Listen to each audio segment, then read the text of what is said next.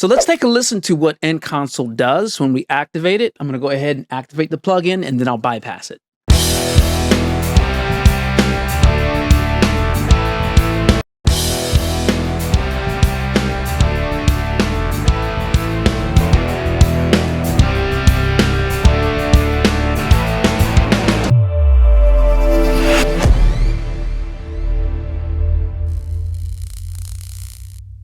Hey, welcome to the Music Rig. My name is Ernesto, and today we're going to be doing a deeper dive on the End Console plugin by Sonymous. So after watching this video, if you decide to go ahead and get a copy of this plugin, there will be a link below in the description. And so when you use that link, it actually helps to support the channel because a small commission does come back from every sale. So this helps me immensely. It's a great way for you to show your support.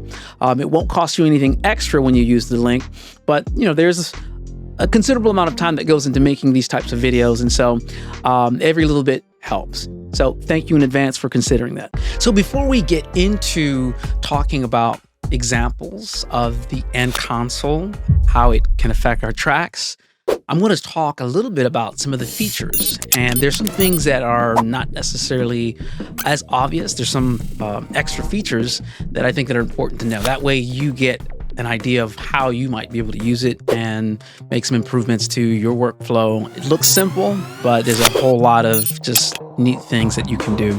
And so hang in there with me. We're going to take a look at some of these features first. When you open up End Console, you can choose between the channel module or the bus module. If you go to the far right, you can find the menu for End Console. And as you can see there at the very top, you can select the type of module you want to use, whether it's a channel or a bus module. The plugin manual suggests that you should add the End Console channel as your first insert of every track in your session. Also, before leveling your tracks with the DAW fader and inserting other plugins, use the End Console fader to level individual tracks to 0 VU. For this example, I've inserted End Console on the very last slot. Let's go ahead and play this back.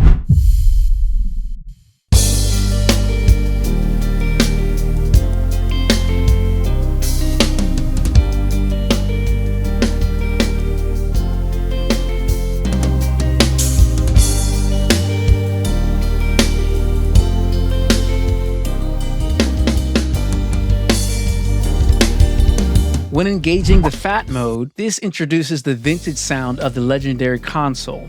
Now, normal mode, which is engaged by default, offers a more modern sound of the original console.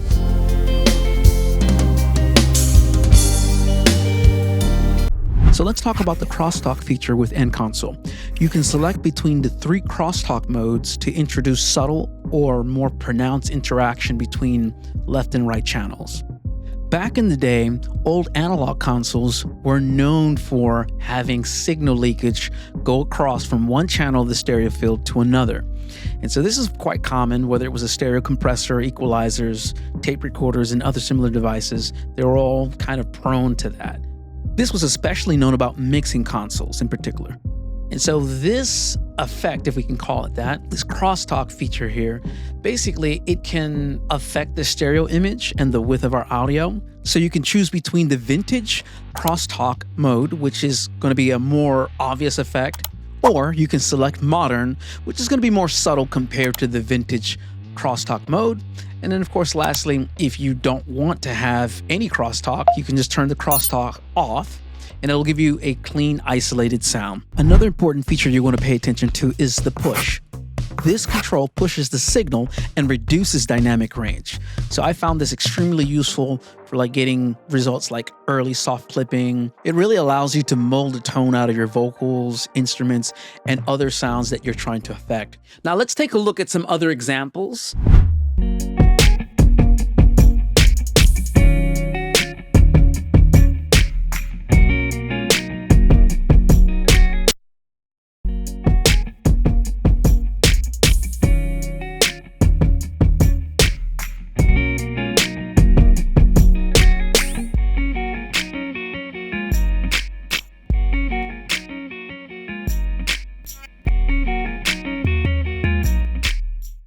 So the results may vary based on how you gain stage the plugin and also based on how much saturation is being applied. In the previous video that I did on the end console, there was a comment that was left on that video where someone was asking, please, they were pleading, please gain stage. And so what this means is that back in the day, analog equipment was designed with having an optimal level to run audio through. And so as long as you kind of stayed within that range, the manufacturer, the designer knew that things would sound its best or at its optimal. Because at the end of the day, you're talking about running voltage. Voltage is going through a console or a piece of gear, and these guys knew exactly what would work the best. When we're looking at console emulations, in my mind, I wanted to know how close did they get with mimicking the behavior of analog equipment when it's pushed. Because it's a known fact that when you push analog gear, it can be way more forgiving, and sometimes it sound even more pleasing because of the saturation and like the drive and all of that. So I was just curious to see if they nailed it. And to my surprise, Sonomus actually nailed that aspect of it, at least to my ears. The second reason that I did not properly gain stage, unfortunately with YouTube, there's some compression that takes place when you're streaming these videos. And so what happens is the subtleties that sometimes I'm hearing on this side, you guys don't hear it as clearly, or it's not as obvious. So at times I find myself having to, give examples where maybe I'm pushing certain things a bit more so you can actually hear the effect. But gain staging is very important, and there's a way that you should set up your levels when you use this specific plugin, or when you use plugins in general. But with this specific plugin, you want to be hitting 0 VU, and so just keep that in mind. Let's move over here to the saturation section. So according to the manual, when in is activated, it bypasses saturation, leaving functionality of gain and VU metering operational. Let's take a listen to what End Console does. I'm going to go ahead and activate the plugin, and then I'll bypass it.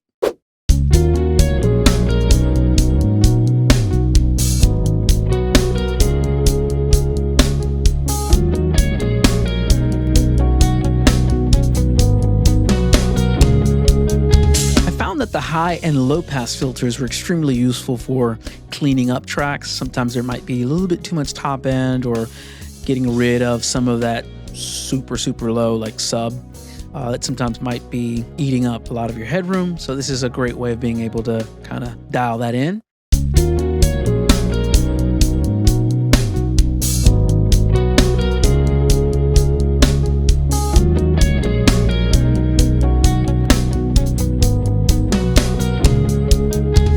If you want to change the size of the plugin, go ahead and click on GUI scale. They make it pretty easy. I love the fact that you can easily change the size of the GUI, scale it.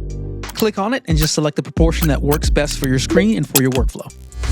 For those users that are more advanced and concerned about aliasing, you can select the oversampling option that's located right underneath GUI scale. You can select the oversampling option that works best for your project and your DAW. The extra settings panel is truly where you begin to unlock the power of End Console. To access the extra settings panel, click on the little gear. The extra settings panel opens up and reveals additional parameters that gives you way more control over End Console. Let's take a look at some other examples.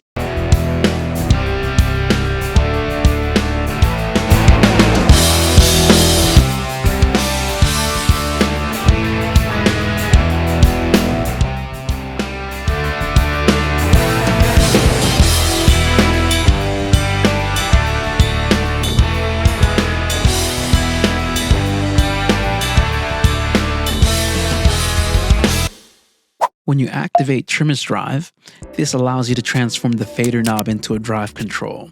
This is extremely useful since the plugin takes care of reducing the output as you increase gain. Even if you bypass Trimmer's Drive, through the extra settings panel, you have control over the overall output of the plugin by adjusting this dial. The mix knob is a complete game changer. This allows you to even run the plugin in parallel, so you can mix your dry signal along with the changes that you've made. So maybe you have a little bit too much saturation or too much drive going on.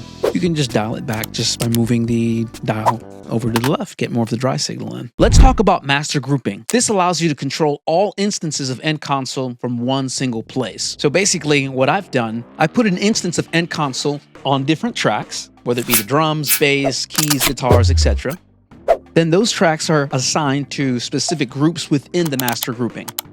So you can put all your individual drums into the drum group, relabel the group name by right-clicking.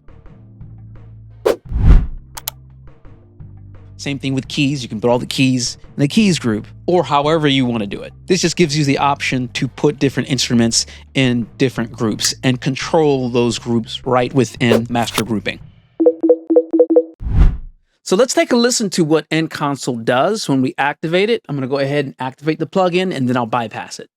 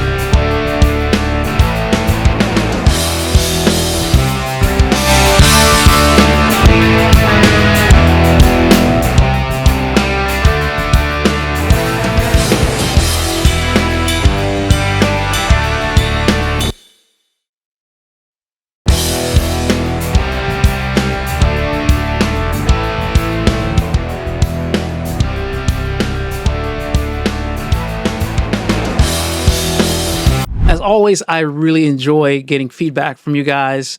If this video has been helpful, if it's been informative to you, please go ahead and give this video a like. The other thing I would ask you to do is leave me a comment. Let me know what you think about End Console. And while you're there, you might as well subscribe to the channel because I'll be having more videos like this. I hope to see you guys on the next video. Until then, stay safe.